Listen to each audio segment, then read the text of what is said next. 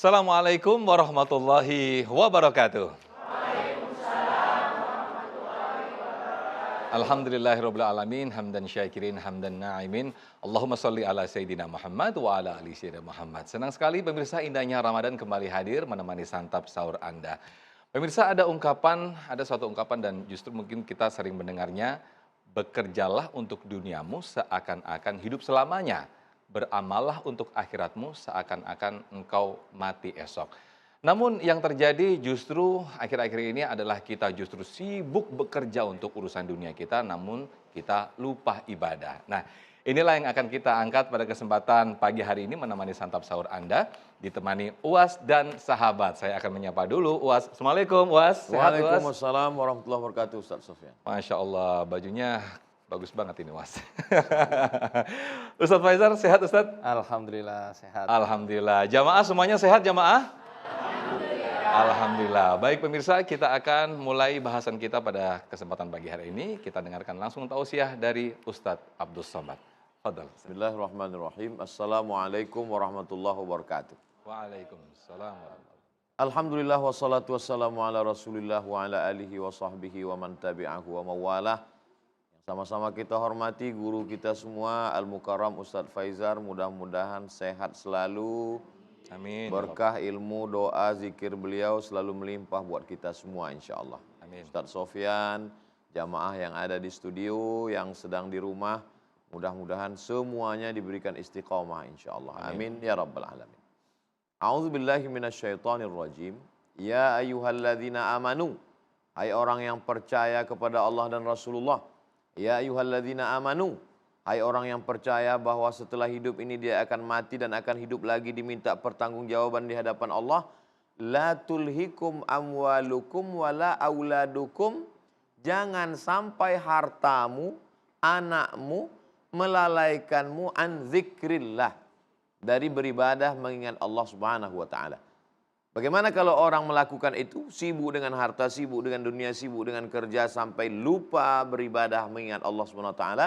Wa may yaf'al dzalika, siapa yang melakukan itu, fa ulaika humul khasirun. Mereka itulah orang yang khasir, orang yang rugi. Apa ruginya?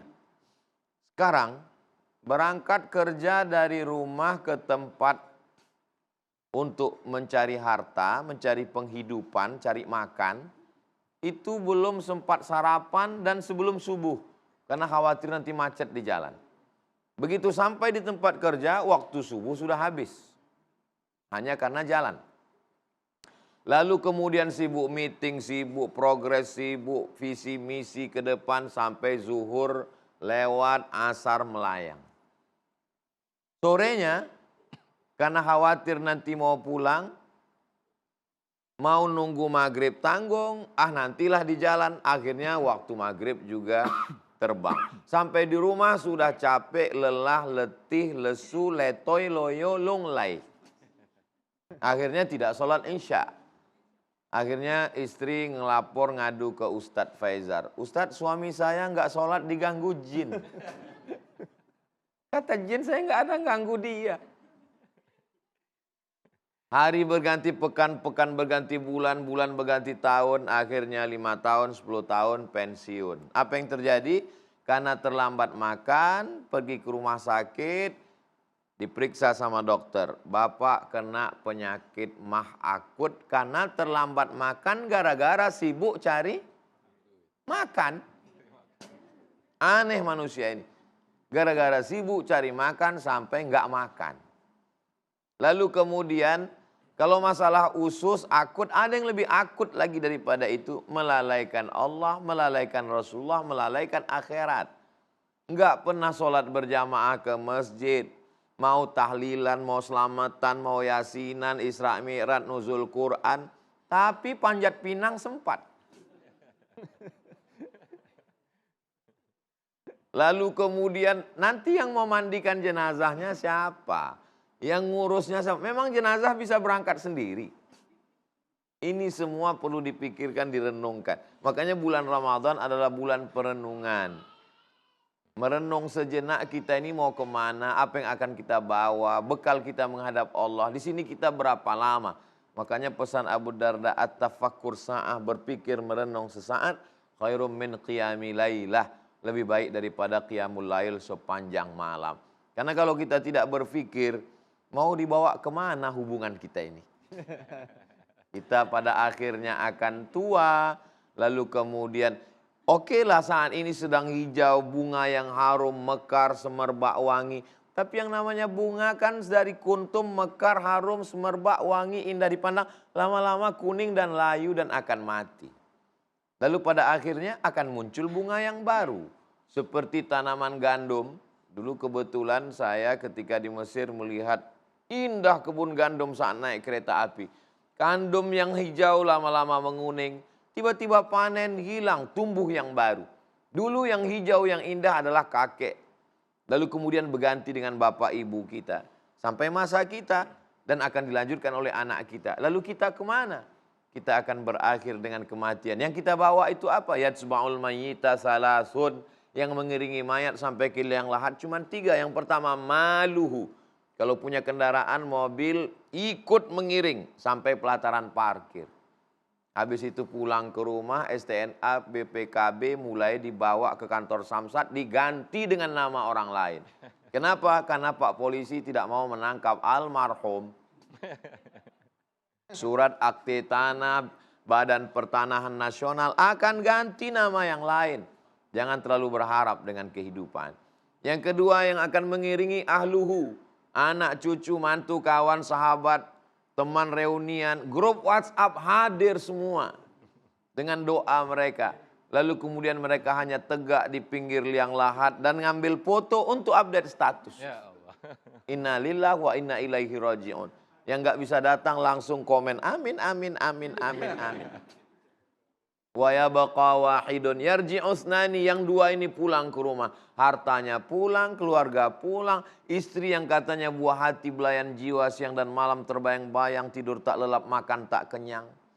Sampai akhirnya dia pulang juga ke rumah. Kita tetap sendiri menghadap Allah Subhanahu wa taala. Wa yabqa wahidun, yang tinggal cuma 1. Mana salatmu? Inna awwala ma yuhasabu bihil abdu yaumal qiyamah. Yang pertama kali dihisab, dihitung nanti adalah salatuhu, salat. Idza salahat, kalau salatnya baik, salahal amalu kullu, amal yang lain ikut baik.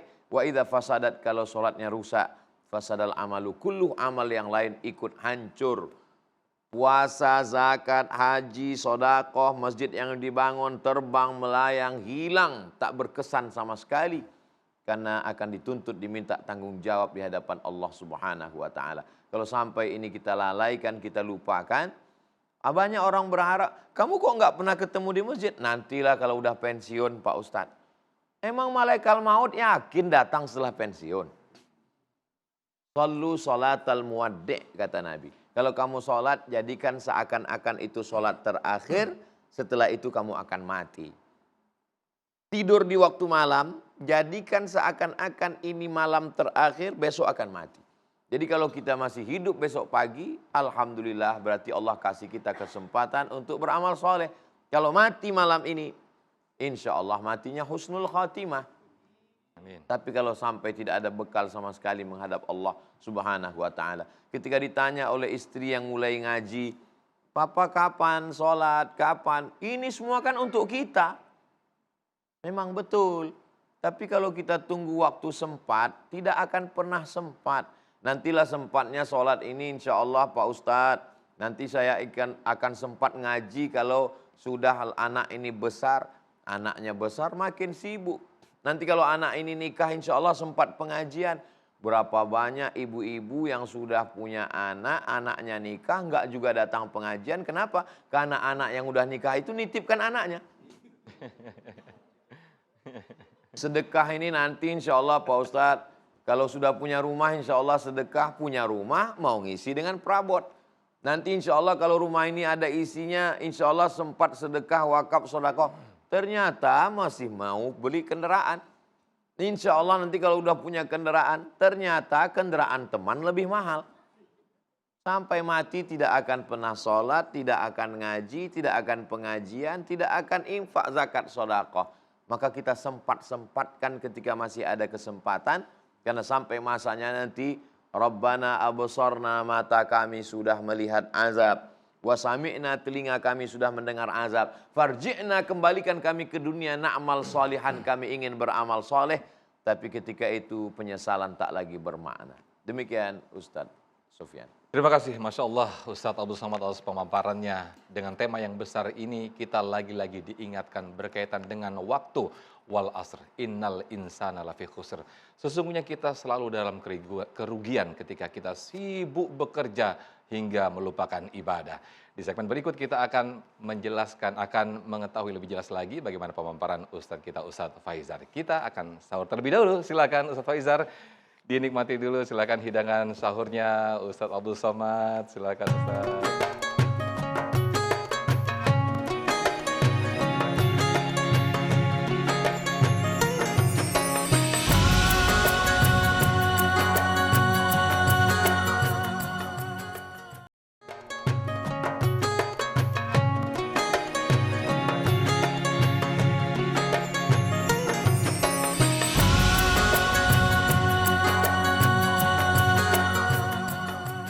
Baik, alhamdulillahirabbil alamin, kita kembali di indahnya Ramadan setelah kita mendengarkan tausiah dari Ustadz Abdul Somad tadi.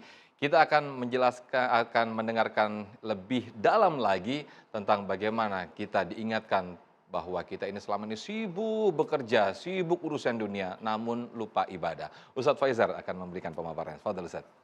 Bismillahirrahmanirrahim. Alhamdulillah, wassalatu wassalamu ala rasulillah wa ba'du.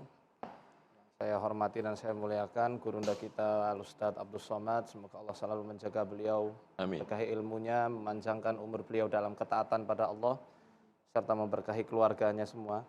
Amin. Dan para hadirin, asatidzah, serta pemirsa yang sedang melaksanakan santap sahur, semoga Allah senantiasa menjaga kita semua dan menjadikan hari terindah kita adalah hari di mana kita menghadap kehadirat Allah dalam kondisi Allah telah meridhoi kita, mengampuni dosa-dosa kita, dan menetapkan kita bersama orang-orang yang soleh masuk surga tanpa hisab yang berat dan juga adab.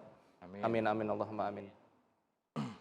Tentang bagaimana kiat-kiat kita supaya pekerjaan kita ini bernilai dalam bernilai di sisi Allah. Nilainya adalah ibadah yang berharga yang bisa kita bawa menghadap Allah Ta'ala kelak. Maka kita awali dengan yang namanya niat. Ya, innamal a'malu binniyat wa innamal likulli imri'in ma nawa. Sungguhnya manusia itu ya bergantung apa yang dia niatkan. Setiap orang itu akan mendapatkan apa yang dia niatkan. Niat ketika kita bekerja mencari nafkah untuk anak istri, ya, maka kata Rasul SAW itu akan diberikan pahala yang besar di sisi Allah, bahkan dinilai sebagai jihad fisabilillah. Ada sebuah hadis yang mengatakan ma at'amta ala nafsika fahuwa laka alaihi sadaqah. Apa yang sesuatu yang buat kamu makan ya dari hasil jerih payahmu, dari kita bekerja, maka itu adalah sedekah bagi dirimu sendiri. Wa ma at'amta ala waladika, apa yang engkau berikan untuk memberi makanan kepada anak-anakmu, ya, maka itu juga sedekah untuk kamu. Demikian juga apa yang kita berikan untuk makanan istri kita, maka itu juga termasuk sedekah. Maka diawali dengan yang namanya niat. Kita bekerja untuk apa? Memperkaya diri kah? Supaya bisa saing-saingan bagus-bagusan mobil mewah misalnya, atau rumah yang mewah dengan tetangga kita kah? Atau untuk mentaati perintah Allah Ta'ala sebagai kewajiban bagi seorang suami, seorang ayah dalam menafkahi anak maupun istrinya. Karena dengan niat inilah yang seseorang itu akan dinilai apakah amalannya, aktivitasnya itu aktivitas biasa ataukah bernilai ibadah di sisi Allah Ta'ala. Dan kita makan saja, kalau kita tidak meniatkan hal tersebut hanya untuk mengenyangkan perut kita, yaitu hanya sebatas aktivitas mubah, ya, aktivitas yang dibolehkan dan akhirnya tidak bernilai apa-apa. Tapi kalau kita makan untuk menegakkan punggung kita, supaya kita bisa kuat ke masjid, kuat dalam berdakwah, kuat dalam menjalani aktivitas ibadah yang lainnya, maka makan kita menjadi ibadah di sisi Allah Ta'ala. Apalagi kalau kita tahu fadilah ketika makan baca bismillah, habis itu baca hamdalah, ganjarannya besar dari sisi Allah. At-ta'imus syakiru ya, lahu mithlu ajri shaimis sabir. Orang yang makan kemudian dia bersyukur sama Allah, dia mendapatkan pahala orang yang bersabar dalam puasa. Tapi hadis ini nggak boleh dibawa di puasa Ramadan. Ya, kan ada hadisnya, itu untuk puasa sunnah. Kalau puasa Ramadan wajib, ya nggak boleh berdalih dengan hadis tersebut. Seenggaknya ada orang yang jadi wali, Abu Yazid Al-Bustami, hanya karena dia itu ketika habis makan tauhidnya bertambah kuat. Dia ketika habis makan bersyukurnya lebih sama Allah. Ya Allah, engkau nggak butuh aku dan engkau adalah Tuhan yang nggak butuh makanan. Betapa penyayangnya engkau kepadaku ini. Padahal maksiatku ini terus-menerus mengalir sedangkan engkau memberikan aku kenikmatan sesuap demi sesuap makanan yang aku masukkan ke dalam mulut. Pertama dengan niat, kedua baca dan awali dengan bismillah di setiap aktivitas pekerjaan kita. Karena ini kata Rasul Shallallahu Alaihi Wasallam, ya, segala sesuatu yang tidak diawali dengan bismillah maka dia abtar. Abtar itu artinya terputus dari keberkahan, terputus dari rahmat Allah, terputus dari pertolongan Allah. Maka ucapkan bismillah di segala aktivitas kita, termasuk saat hendak memulai pekerjaan kita apapun itu bentuknya.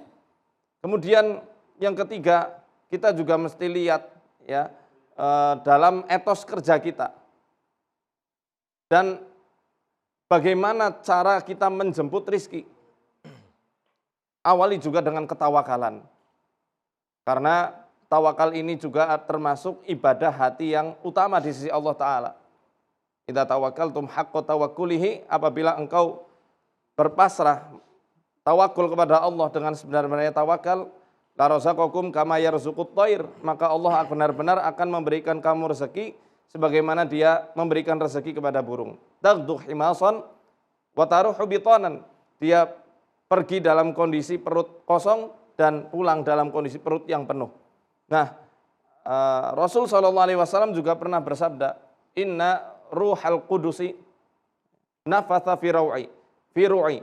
Sesungguhnya Ruhul Kudus, yakni Jibril alaihi salam, telah membisikkan di dalam hatiku bahwa setiap jiwa tidak akan mati hatta tastakmila rizqaha wa ajalaha, sampai penuh dan sempurna rizki dan juga ajalnya. Jadi kalau rizkinya sudah penuh baru dia mati. Kalau ada orang yang mendoakan semoga rizkinya cepat disempurnakan, ya sama aja doakan cepat mati kamu ya. Pokoknya ketika rizki itu sudah sempurna, ajal sudah sempurna, ya baru dia meninggal itu. Kemudian kata Rasulullah, fattaqullah, bertakwalah kalian kepada Allah, fa ajmilu fit talab, dan perbaguslah cara menjemput rezeki itu. Kenapa? Ya, kata Rasulullah, wala yahmilannakum, janganlah kalian tergiring ya istibta'ur rizqi, lamanya rizki itu datang, ya, antatlubuhu bima'asillahi azza wa jalla, dengan cara kamu mempercepatnya menggunakan cara-cara yang maksiat kepada Allah Ta'ala. Karena kata Rasulullah, segala sesuatu yang ada di sisi Allah tidaklah dijemput kecuali dengan jalan ketaatan. Kalau kita menjemputnya dengan cara maksiat dan dosa, mungkin harta bertambah, tapi belum tentu barokah. Kalau barokah sudah pasti bertambah, tapi bertambah belum tentu itu barokah. Jangan-jangan ketika bertambah malah ujiannya tambah parah lagi. Istrinya dibuat uring-uringan, atau kemudian dirinya sendiri jadi nggak jelas, kena penyakit jiwa karena mikirin harta di sana sini, ngeblank akhirnya pikirannya. Dan seterusnya. Ya, kemudian juga melihat dari cara, sesuatu yang dijemput itu apakah halal atau haram, beretika atau tidak. Etos kerja, semangat kerja itu juga harus dijaga, karena prinsip seorang muslim, la imanan liman la amanatalahu. Tidak ada keimanan bagi siapa saja yang tidak memiliki amanah di dalam sikapnya. Seperti itu mungkin. Wallahu a'lam bishawab. Baik, terima kasih Ustadz Faizar. Nanti akan kita jelaskan lebih dalam lagi di segmen Tanya Jawab, segmen 3 dan juga segmen 4. Termasuk salah satu ada pernyataan orang yang mungkin dia bersikap, sibuk mencari harta, khususnya di bulan Ramadan ini ya. Sibuk mencari harta, kemudian ini kan juga untuk mengumpulkan demi THR untuk pulang kampung ya kan. Pulang kampung juga kan untuk ibadah juga nih Ustadz. Ada yang berdalih seperti itu. Nanti kita akan jelaskan lebih dalam lagi. Sesaat lagi kita sahur lagi. Tetaplah di indahnya Ramadan. Silakan Ustadz.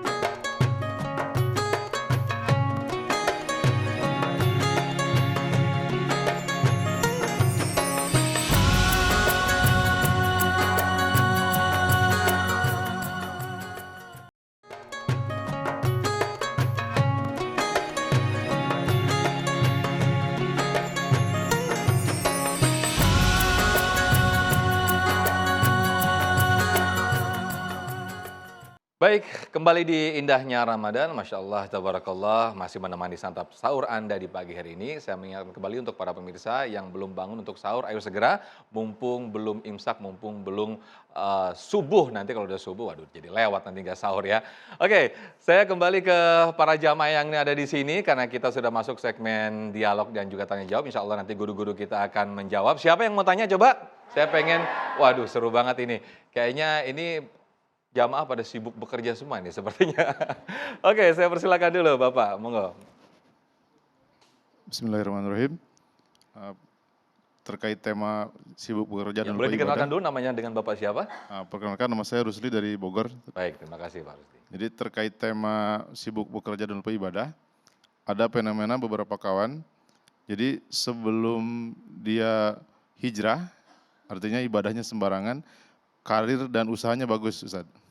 Tapi begitu hijrah, mulai dekat dengan ustadz, dengan majelis, itu beberapa kawan kami ada yang sering sakit dan beberapa karirnya jatuh, Ustaz. Nah itu apakah ada kemungkinan pas usaha bagusnya itu ada pengaruh jin, dan ada kawan yang bercanda, jangan-jangan jinnya sekarang marah katanya, Ustaz. Nah, apakah ada kemungkinan seperti itu, Ustaz? Terima kasih. Baik, terima kasih. Saya ke Ustadz Abdul Somad terlebih dahulu, silakan Ustadz. Nggak terima jinnya Ustadz. Khiyarukum fil jahiliyah, khiyarukum fil Islam. Kalau di zaman jahiliyahnya dia orang paling kaya, di zaman jahiliyahnya dia panglima perang, maka setelah dia hijrah ke Madinah, dia masuk Islam, dia tetap seperti itu. Bukan berarti dia malah down. Waktu di Makkah dulu yang kaya adalah Abdurrahman. Maka ketika Abdurrahman bin Auf, maka ketika dia pindah ke Madinah, dia ulang usahanya dari nol, dipersaudarakan dengan Sa'ad bin Rabi, dan dia tetap menjadi orang yang paling kaya. Bedanya apa? Dulu kayanya karena maksiat, karena dosa, karena riba, tapi setelah pindah, dia menjadi orang kaya yang karena Allah Subhanahu wa Ta'ala. Dulu sebelum masuk Islam, dia panglima perang. Bahkan dia pernah menyerang Nabi SAW pada perang Uhud, Khalid bin Walid. Dan setelah dia masuk Islam, dia tetap menjadi panglima perang. Dan dia menjadi kebanggaan. Dia adalah sahabi al-jalil Khalid bin Walid. Begitu juga dengan panglima perang dari Bani Aus, yaitu Sa'ad bin Ubadah. Yang ketika pembebasan kota Makkah tahun ke-8, dialah yang menjadi panglima perang yang dibawa oleh Rasulullah SAW membebaskan kota Makkah dari kafir musyrik jahiliyah. Jadi kalau ada orang sebelum taubat, sebelum hijrah, bisnisnya maju, disegani orang, tapi setelah hijrah bawaannya mau mati aja. Ini ada yang salah, ada yang keliru. Ketika ditanya, gimana bisnisnya Pak? Saya sudah tinggalkan semua dunia ini Pak Ustadz. Saya mau mati aja. Iya kalau mati, kalau enggak. Kalau begitu prinsipnya, nanti dunia ini diambil oleh orang yang tidak beriman kepada Allah. Islam ini hebat luar biasa. Kenapa? Karena sektor ekonominya dipegang oleh umat Islam. Politiknya dipegang oleh umat Islam. Umat Islam tidak boleh meninggalkan ekonomi, tidak boleh meninggalkan politik. Umat Islam tetap menguasai ini. Bagaimana Islam sampai ke negeri kita? Bagaimana Islam sampai ke Mesir? Karena ekonomi yang kuat, politik yang kuat. La tuftahannal Qastantiniyah. Konstantinopel akan dibebaskan, akan menjadi Islam. Wala ni'mal amiru amiruha. Panglima perangnya, panglima perang yang terbaik. Dia Muhammad Al-Fatih. Bukan berarti Islam ini sebagai buah yang ditunggu, dia perlu dengan perjuangan. Bagaimana Masjidil Aqsa dibebaskan oleh Salahuddin Al-Ayyubi, panglima perang yang luar biasa, seorang sultan yang disegani. Begitu juga perjuangan Wali Songo dekat dengan para sultan, akhirnya muncullah kerajaan Islam Demak. Begitu juga kerajaan Islam yang ada di Pulau Sumatera, dari mulai Aceh turun ke bawah di Sumatera Utara ada kerajaan Melayu Islam Delhi, Langkat, Serdang, Asahan, Melayu Riau, sampai di Kalimantan ada Kesultanan Al-Gadriyah. Kekuasaan itu ar-ra'iyah ala dini mulukihim. Rakyat itu mengikut agama raja-rajanya. At-tajir, pedagang, bisnismen. As-saduq, yang jujur. Al-amin, orangnya amanah. Ma'an nabiyyin, kalau mati nanti dia akan dibangkitkan bersama para nabi. Was-siddiqin, bersama orang yang benar. Was-syuhada, bersama orang mati syahid. Was-salihin, bersama orang yang soleh. Fenomena yang disebutkan tadi bahwa ada bisnismen setelah hijrah lalu kemudian sakit, lesu karena jinnya nggak setuju, itu yang tahu Ustadz Faizal.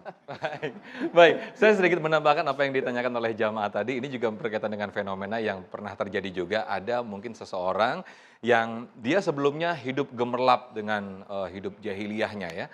Kemudian mendapatkan rezeki yang berlimpah begitu. Dan anak istri keluarganya juga semua merasakan. Tapi setelah dia memutuskan untuk hijrah, dia berpindah, dia tinggalkan itu pekerjaan jahiliyahnya, dia berdagang, kemudian supaya dia meniat untuk fokus ibadah, lebih banyak ibadah. Namun yang terjadi justru perekonomian terpuruk. Dikomplainlah si suami ini oleh anak istrinya, bagaimana nih Pak, kok semakin miskin kita, akhirnya tidak tahan, kembalilah bekerja ke dunia yang jahiliyah tadi. Nah, ini bagaimana nih Ustaz Faizal menghadapi fenomena seperti ini? Apakah ini sebuah ujian atau bagaimana Ustaz? Itu ujian ya. Masya Allah. Ya seperti yang Allah firmankan dalam surat Al-Ankabut. Alif Lam Mim hasiban nasu ayyutraku ayyaqulu amanna wa hum la yuftanun. Dan Allah juga berfirman di Al-Baqarah 214. Am hasibatum an tadkhulul jannata walamma ya'tikum mathalul ladzina khalau min qablikum. Masathumul ba'sa wad-dharra wa zulzilu hatta yaqula ar-rasul wal ladzina amanu ma'ahu mata nasrullah. Ala inna nasrallahi qarib. Apakah kalian mengira masuk surga begitu saja dengan gratis? Enggak diuji dulu sebagaimana ujian-ujian yang telah menimpa kaum-kaum sebelum kalian. Mereka ditimpa dengan kegoncangan, kesusahan, penyakit, kesedihan, sampai Nabi dan juga orang-orang yang beriman menyertai mereka itu mengatakan, kapan nih pertolongan Allah datang? Saking kerasnya ujian yang mereka terima. Tapi Allah berfirman, ya ala inna nasrallahi qarib. Ketahuilah bahwa pertolongan Allah itu sangat dekat. Memang dalam hijrah itu pasti akan ada yang namanya pasang surutnya. Keimanan maupun cobaannya itu tidak lain dan tidak bukan untuk menguji ketahanan hamba itu dan apakah dia komitmen atau tidak dengan taubatnya, dengan hijrahnya itu. Wallahu a'lam. Baik, menambahkan jawaban apa yang tadi, apakah ada pengaruh jin atau apa? Jin. Ya, kalau hal seperti itu harus dianalisa lebih dalam. Baik. Kalau saya katakan bukanlah, nggak ada urusannya sama jin ini seperti itu. Mungkin temannya tadi Bapak bisa diajak ke sini nanti kita rukyah bareng-bareng di sini. Mungkin kita cek bareng-bareng. Baik, berikutnya siapa lagi yang mau bertanya? Oke, saya ke Bapak-bapak terlebih dulu. Iya, Pak, boleh berdiri, diperkenalkan namanya dan diajukan pertanyaan, silakan. Bismillahirrahmanirrahim. Assalamualaikum warahmatullahi wabarakatuh. Waalaikumsalam warahmatullahi. Nama saya Qurtubi. Tadi Ustadz Faizal mengatakan bahwa bekerja juga adalah ibadah. Sementara kemudian dalam pekerjaan itu kan beda bentuk kerjaannya Ustaz. Apakah nanti ini berpengaruh kepada nilai ibadahnya? Ada orang yang bekerja menggali batu yang hampir dari pagi sampai sore hari dengan peluh keringat. Tapi ada seorang pimpinan yang dia hanya duduk santai dan sebagainya. Ada juga orang yang bekerjanya hanya menagih uang kontrakan saja. Nah ini kira-kira secara ini nilai ibadahnya itu beda atau seperti apa Ustaz? Terima kasih. Assalamualaikum warahmatullahi wabarakatuh. Waalaikumsalam. Bapak Qurtubi punya berapa kontrakan nih ngomong-ngomong? Baik, ditahan dulu jawabannya, kita santap sahur dulu. Silakan.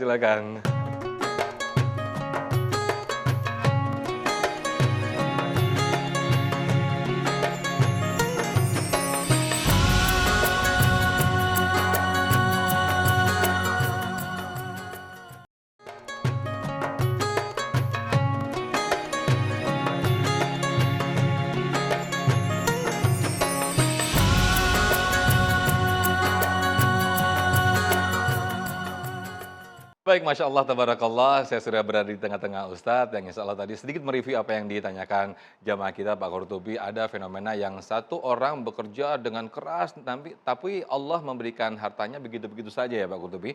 Namun ada orang yang hanya menagih kontrakan, ya kita lihat dulu kontrakannya berapa. Tapi hartanya Masya Allah begitu berlimpah. Nah, Ustadz Abu Samad mungkin bisa menjawab. Silakan Ustadz. Al jaza ala qadril amal. Balasan itu diberikan Allah Ta'ala sesuai dengan kadar amalnya. Apakah seorang penggali batu balasannya lebih besar karena keringatnya, karena letihnya, lalu yang duduk goyang kaki nunggu uang kontrakan, lalu balasannya sedikit? Ini yang ngasih contoh bukan saya ya. Maka kalau mana yang tingkat kesulitannya? Oh tentu tingkat kesulitannya lebih sulit yang gali batu Pak Ustadz. Kalau kita pandang dari berat pekerjaannya. Tapi kalau pemanfaatan uangnya, maka sesungguhnya yang nunggu uang kontrakan dan uangnya banyak, godaannya lebih besar. Maka ketika orang menggali batu, dia tidak akan mungkin buat maksiat karena uangnya nggak seberapa dan setelah pulang dia letih, lesu langsung tidur. Tapi yang ini ada uang, ada kesempatan, masih muda, ganteng. Punya Maka kontrakan. kesempatan untuk buat dosa itu lebih besar. Jadi yang paling mengerti, yang paling tahu itu keputusan akhirnya nanti memang Allah Subhanahu wa Ta'ala. Malaikat pun tidak tahu apa yang terbersit di hati kita. Idza hamma ahadukum bihasanatin. Kalau ada seorang beriman ingin berbuat baik, Allah perintahkan kepada malaikat, tulis 1 pahala. Kalau jadi dia lakukan, tulis 2. Dari mana malaikat tahu padahal malaikat tidak tahu apa yang ada di hati manusia? Imam Al-Qushairi menjawab dalam Ar-Risalah Al-Qushairiyah, ketika seorang mukmin berniat buat baik, keluar harum semerbak. Saat malaikat mencium harum semerbak, dia tulis. Begitulah Allah Subhanahu wa Ta'ala menjaga hamba itu, agar yang tahu itu hanya dia dengan hamba itu saja. Bagaimana kita tahu bahwa ini perbuatan dosa? Mahaka fi sadrika, sesuatu yang membuat hatimu sempit dan engkau tahu. Dan engkau takut ayat tali'a alaihin nas, engkau takut manusia mengetahui itu. Allah itu sayang dengan kita. Dia tidak bukakan aib kita. Dia tutupi itu. Makanya di antara doa kita adalah kaffir anna sayyiatina. Tutup aib cacat kami. Setelah itu baru kita minta wa tawaffana ma'al abrar. Matikan kami bersama orang baik. Karena kalau tidak ditutup Allah itu semua, tidak mungkin kita bisa bersama dengan orang baik. Demikian Ustaz Sufyan. Baik, Masya Allah, terima kasih. Berikutnya saya ke para jamaah. Siapa ini yang mau bertanya? Silakan. Oke, saya turun ke para ibu-ibu yang rame banget ini, heboh sekali. Silakan Ibu, boleh berdiri, dikenalkan namanya dan diajukan pertanyaannya. Silakan Ibu. Assalamualaikum warahmatullahi wabarakatuh. Waalaikumsalam Perkenalkan nama warahmatullahi saya Ibu Hamidah. Saya ingin bertanya Ustadz terkait dengan tema kita pada kesempatan hari ini adalah beribadah, perbedaan beribadah, Sibuk bekerja, lupa sibuk ibadah. bekerja untuk lupa beribadah. Lalu bagaimana Ustadz ketika ada seseorang yang bekerja, dia bekerja memang untuk menghidupi keluarganya, makan, pakaian dan lain sebagainya, sedangkan dia itu adalah orang yang pas-pasan. Kalau dia nggak mencari nafkah pada hari itu, keluarganya nggak bisa makan. Lalu dia hanya mengerjakan yang wajib Ustadz. Misalnya sholat 5 waktu, zuhurnya di akhir misalnya seperti itu. Atau asar dan lain sebagainya. Bagaimana tuh kira-kira Ustadz? Apakah itu juga termasuk yang dinamakan lebih mementingkan dunia daripada ibadah tadi? Terima kasih. Assalamualaikum warahmatullahi wabarakatuh. Waalaikumsalam, terima kasih. Ibu boleh duduk. Silakan Ustadz Faizar. Ya. Seperti yang tadi sudah kita katakan ya, bahwa segala sesuatu yang kita niatkan untuk memberikan nafkah secara lahir maupun batin kepada keluarga kita, kepada anak-anak kita, maka hal tersebut dinilai sebagai ibadah di sisi Allah Ta'ala. Itu juga sebagai sebuah kewajiban bagi seorang qawam, ya, suami dan juga penegak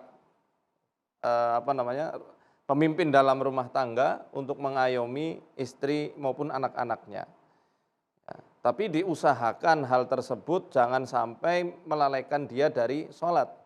Seperti yang Allah firmankan dalam surat An-Nur di ayat 37 sampai 38. Rijalul la tulhihim tijaratu wala bay'un 'an dzikrillahi wa iqamis salati wa itaiz zakah. Yaitu orang-orang yang mereka itu tidak dilalaikan dengan perdagangan, jual belinya dari zikir kepada Allah, menegakkan sholat dan juga menunaikan zakat. Yakhafuna yauman tataqallabu fihil qulubu wal absar. Mereka itulah orang yang takut terhadap hari yang sudah dijanjikan, hari di mana mata dan hati manusia itu goncang. Ya, liyajziyahumullahu ahsana ma amilu, supaya Allah itu ya memberikan pahala yang lebih baik dari apa yang mereka kerjakan. Mereka sudah berusaha untuk mencari nafkah, Allah ganti dengan pahala yang lebih baik dari apa yang mereka kerjakan. Wa yazidahum min fadli. Dan demikian juga Allah berikan tambahan berupa karunia-karunianya. Jadi orang yang bekerja kemudian masih mendirikan sholat, menjaga sholat 5 waktu untuk tepat waktu, akan Allah tambahkan rezekinya. Akan Allah tambahkan juga karunia-karunianya, ditambahkan keberkahannya. Ya. Bukankah Allah Ta'ala juga berfirman, dalam hadis qudsi ya ibna Adam, tafarraq li ibadati, wahai anak cucu Adam, sediakan waktu untuk beribadah kepadaku. Amla'u sadraka ghinan wa asudda faqrak. Niscaya aku akan penuhi hatimu dengan kekayaan. Karena yang kaya itu hati kita. Kita sebenarnya punya muntul singkong kayak gini untuk kita makan, ini sudah kaya sekali kalau hati kita bersyukur dan qanaah. Tapi kita punya rumah bergedong-gedong, banyak rumah. Kalau hati kita nggak kaya, wah pusing, stres, akhirnya depresi. Kemudian Allah akan menutup celah-celah kefakiran bagi siapa saja yang menyempatkan waktu untuk beribadah kepadanya. Wa illam taf'al, kalau kamu tidak mengerjakan hal itu, mala'tu sadraka syughlan walam asudda faqrak. Tapi kalau kamu nggak mengerjakan hal itu, aku akan penuhi hatimu itu dengan kesibukan-kesibukan duniawi. Dan aku tidak akan menutup celah-celah kefakiranmu. Jadi akan dibuat selalu kurang, nggak bisa ngumpulin uang dan seterusnya. Karena apa? Lupa, yaitu dilalaikan dari perniagaannya, dilalaikan dengan nafkahnya, sampai dia itu berani menggadaikan keimanannya, nggak sholat Jumat, apalagi melalaikan sholat wajib yang lainnya. Wallahu a'lam bishawab. Baik, terima kasih Mas Allah jawaban dari Ustadz Faizar. Sebelum kita tutup program ini, saya minta kesimpulan dari Ustadz Abu Somad di tema besar kali ini. Silakan Ustadz. Idza qudiyatis shalah, kalau sudah melaksanakan salat, fantashiru fil ard. Silakan bertebaran di atas muka bumi. Untuk cari apa? Wabtaghu min fadlillah, carilah rezeki. Tapi jangan lupa, alladzina yadhkuruna Allah, tetap ingat zikir dengan Allah qiyaman ketika tegak, wa qu'udan ketika duduk, wa ala junubihim ketika berbaring. Sebenarnya tema ini mengandung makna jangan sampai sibuk kerja lupa zikir, jangan sampai sibuk zikir sampai enggak kerja. Jadi jangan gara-gara ini besok pagi semua tidur. Ketika ditanya, tidur adalah ibadah. Nah, itu. Ada seorang ulama, Imam Junaid al-Baghdadi. Dia punya toko. Dia pergi ke tokonya, dia bentang sajadah, dia sholat sunat 400 rakaat. Selesai 400 rakaat, sore tutup toko. Kalau ada pedagang, layani. Kalau nggak ada, tetap sholat sunat, pulang. Sekedar hanya untuk menjawab di akhirat kalau ditanya, usahamu apa? Jadi dua-duanya dapat. Semua ulama yang meninggalkan dunia, dikejar dunia. Imam Bukhari meninggalkan dunia. Dari Bukhara, Uzbekistan, pergi ke Makkah, pergi ke Madinah, pergi ke Syam, pergi ke Irak, pergi ke Mesir, pulang lagi. Diundang sama Sultan Ahmad untuk ngajar di istana, nggak mau. Kata dia, ilmu itu yang datang ke saya, jangan saya yang datang ke sana. Karena nggak mau datang, akhirnya disebarlah penyebar fitnah. Dimusuhi. Ngaji nggak boleh. Akhirnya ngadu kepada Allah. Allahumma qad daqat alayya dunya faqbidni. Sudah sempit dunia ini ya Allah. Cabutlah nyawaku. Meninggal. Setelah meninggal tercium bau harum semerbak dari kubur Imam Bukhari. Hari ini berapa perusahaan penerbitan percetakan dapat triliunan dari Sahih Al-Bukhari. Dunia mengejar dia. Berapa banyak orang yang ngejar dunia nggak dapat apa-apa dari dunia. Imam Nawawi menulis kitab sampai nggak nikah, tapi anak muda jangan tiru sekarang. Imam Nawawi nulis kitab, tertidur, terbangun lagi, tulis lagi. Semua yang belajar hadis, belajar fikih pasti membaca kitab Imam Nawawi. Dari mulai kecil Arba'in Nawawi, Riyadhus Shalihin Nawawi, Syarah Sahih Muslim Al-Minhaj Nawawi, Radhatul Talibin min Umdatil Muftin Nawawi. Kitab yang dicetak nomor 2 terbesar di dunia setelah Al-Quran, Riyadhus Shalihin. Dunia mengejar Imam Nawawi. Imam Nawawi meninggalkan dunia. Berapa banyak orang yang mengejar dunia. Dunia yang nggak dapat, akhirat nggak dapat. Demikian Ustaz. Baik, Masya Allah, terima kasih Ustadz Abu Somad atas tausiah yang diberikannya. Dan juga Ustadz Faizar, terima kasih atas tausiah dan juga nutrisi di pagi hari ini menemani santap sahur Anda. Mudah-mudahan kita semua diingatkan kembali untuk selalu bertakwa kepada Allah Subhanahu wa Ta'ala, sehingga apa yang kita kejar selama ini, kebutuhan dunia, berimbang dengan ibadah kita kepada Allah Subhanahu wa Ta'ala. Akhir kata, saya Muhammad Sofyan, Ustadz Faizar, dan Ustadz Abu Somad pamit undur diri. Terima kasih. Wassalamualaikum warahmatullahi wabarakatuh. Silakan dilanjutkan Ustadz Abu Somad berdoa. La taj'alid dunya akbara hammina. Ya Allah, jangan jadikan dunia ini sebagai cita-cita tertinggi kami. Wala mablagha ilmina. Jangan jadikan dunia ini sebagai harga ilmu kami. Amin. Allahumma ja'alil hayata ziyadatan lana fi kulli khair. Kalau Engkau takdirkan kami hidup, jadikan kehidupan ini sebagai tambahan amal saleh. Wa ja'alil mauta rahatan lana min kulli syarr. Kalau Engkau takdirkan kami mesti mati, jadikan kematian ini membuat kami beristirahat, berhenti dari segala dosa-dosa. Allahumma ja'alna dzakirin. Jadikan kami orang yang selalu berzikir mengingat-Mu. Allahumma a'inna, tolong kami ala dzikrika, supaya hati kami selalu berzikir mengingat-Mu, lisan kami menyebut-Mu, pikiran kami mengagungkan-Mu, wa syukrika, bersyukur kepadamu, wa husni ibadatik, beribadah dengan ibadah yang terbaik. Wa sallallahu ala sayyidina Muhammad wa ala alihi wa sahbihi wasallam, walhamdulillah rabbil alamin.